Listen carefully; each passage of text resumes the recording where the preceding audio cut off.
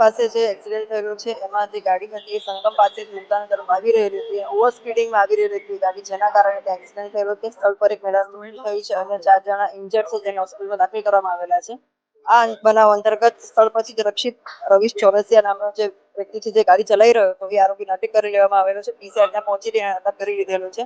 આ જે આરોપી છે રક્ષિત ચોરસિયા, એ એમએસયુમાં લોનો અભ્યાસ કરી રહ્યા છે. એની સાથે મિત્ર હતું જેનું નામ છે મિત પ્રાંશુ ચૌહાણ, જેની ગાડી છે અને એ પારુલમાં અભ્યાસ કરી રહ્યા છે. બંને મિત્રો છે અને ઓવર સ્પીડિંગથી ગાડી ચલાવીને પોતાની તરફ જઈ રહ્યા હતા ત્યારે એક્સિડન્ટ બનાવ બનેલો છે. 4 જણને ઈજા થયેલી છે અને એક મહિલાનું મૃત્યુ થયું છે. હાલ અમે લોકો બી બધી વિગતો મેળવી રહ્યા છીએ અને ફૂટેજ પણ કલેક્ટ કરી રહ્યા છીએ, જેના આધારે આગળની તપાસ થઈ શકે. આરોપી જે છે આ રક્ષિત ચોરસિયા વારાણસીમાં રહે છે. એમએસયુમાં અહીંયા રહી પીજીમાં રહીને લોનો અભ્યાસ કરી રહ્યા છે. એ બધા ફૂટેજ કલેક્ટ કરીને આગળની આપણે તપાસ કરી રહ્યા છીએ.